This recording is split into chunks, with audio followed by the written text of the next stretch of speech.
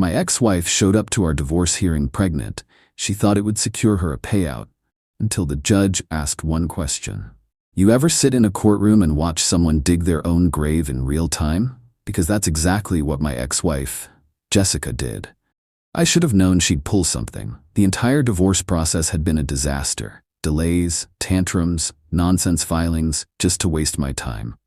If she had put half as much effort into our marriage as she did into making my life hell, we wouldn't have ended up here. But when she walked into that hearing pregnant, I almost laughed.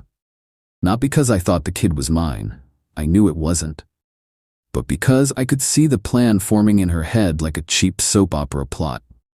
Jessica was banking on one thing, that the judge would see a poor, vulnerable, abandoned pregnant woman and force me to pay up. Forget the prenup. Forget logic. Play the sympathy card. Get a payday. I could already hear the speech she had planned.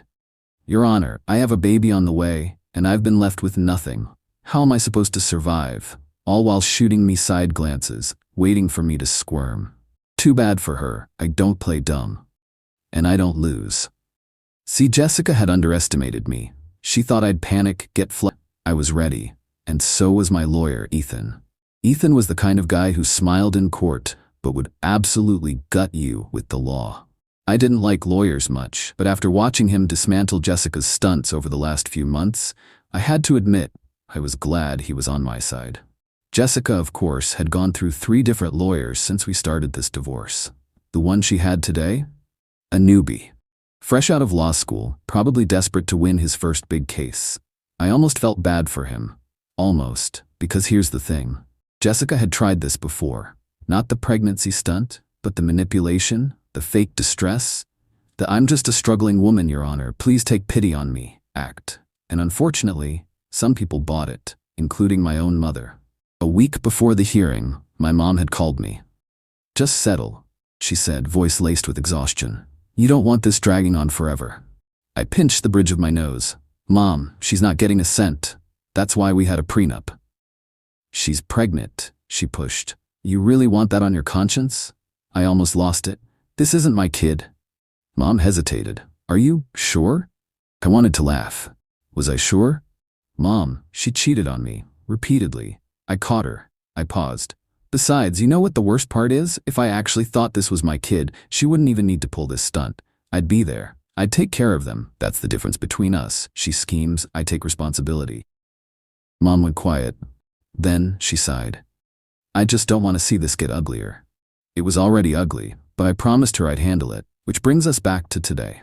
The judge walked in, and the hearing began.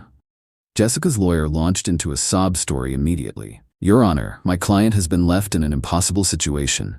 She is pregnant, unemployed, and struggling due to the emotional and financial strain caused by this drawn-out divorce. Jessica sniffled on cue. I didn't even blink. Ethan waited patiently, letting the theatrics play out. Then he stood up. Calm, controlled, ready. Your Honor, while we certainly sympathize with Miss Parker's situation, we must clarify a few things before proceeding. First and foremost, he turned to Jessica's lawyer. Who is the father of this child? And just like that, Jessica visibly stiffened.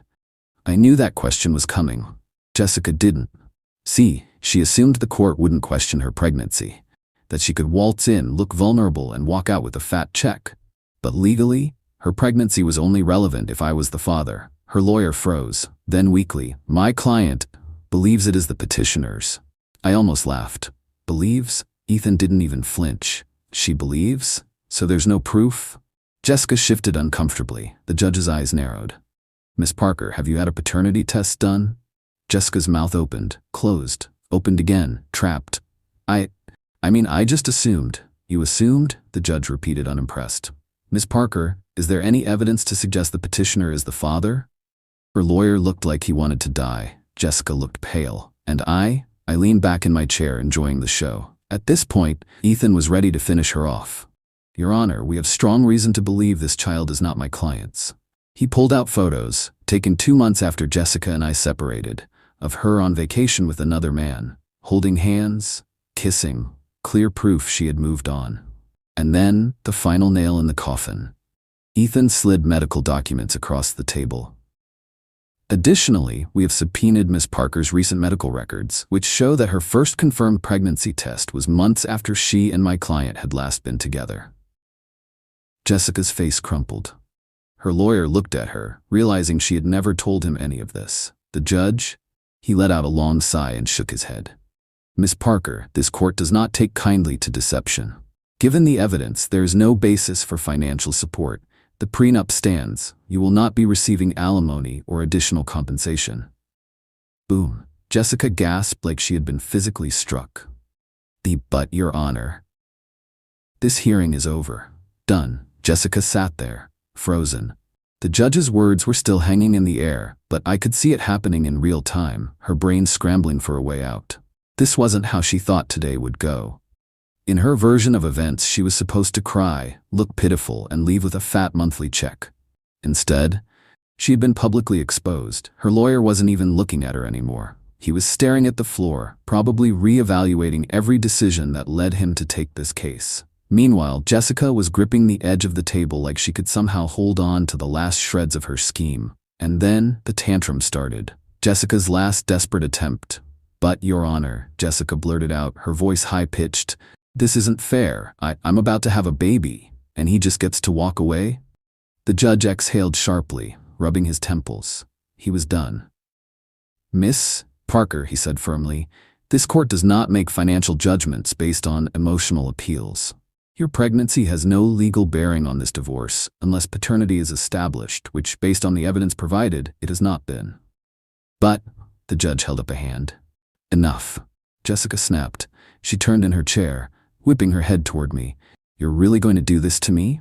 To your own child? There it was. The final gamble. Even after being publicly humiliated, she was still trying to plant doubt. The courtroom went silent. Then I smiled. A slow, amused, merciless smile. You really want to do this, Jessica? I leaned forward, voice calm. You want to go on record accusing me of being the father? Because we can get a court-ordered paternity test right now. Her face twitched. She had nothing. She knew she had nothing. And in that moment, so did everyone else in the room. The judge didn't even bother responding this time, to throw something at me. But then, she tried one last card. She turned to my mom. Are you seriously okay with this, with what he did to me? Mom hesitated. Then she crossed her arms. I'm not okay with what you did to him, she said. You had us all fooled once. Never again. Jessica's lip quivered. For a second, I thought she might actually cry. Then the real explosion. I hope you rot, she spat, stepping forward like she wanted to claw at me. I hope you, Miss Parker. The voice came from behind her, a stern official voice. Jessica froze. 2 court officers had stepped into the hallway. Come with us, please. Her head snapped around. What? Why? The judge has recommended an inquiry into potential perjury and fraud, one officer said. You'll need to answer some questions. Her eyes went wide. Wait, no, that's not. But they were already leading her back into the courtroom. I let out a slow breath. Ethan patted my shoulder. Well, that was satisfying. I smirked. Yeah, it was. Jessica was dragged back into the courtroom. I didn't follow. I didn't need to. The moment those court officers took her away, she ceased to be my problem. But I still made sure to follow up. Turns out the judge wasn't just pissed. He was making an example out of her. Faking financial distress? Bad. Trying to manipulate the court? Worse. Lying under oath? That's perjury.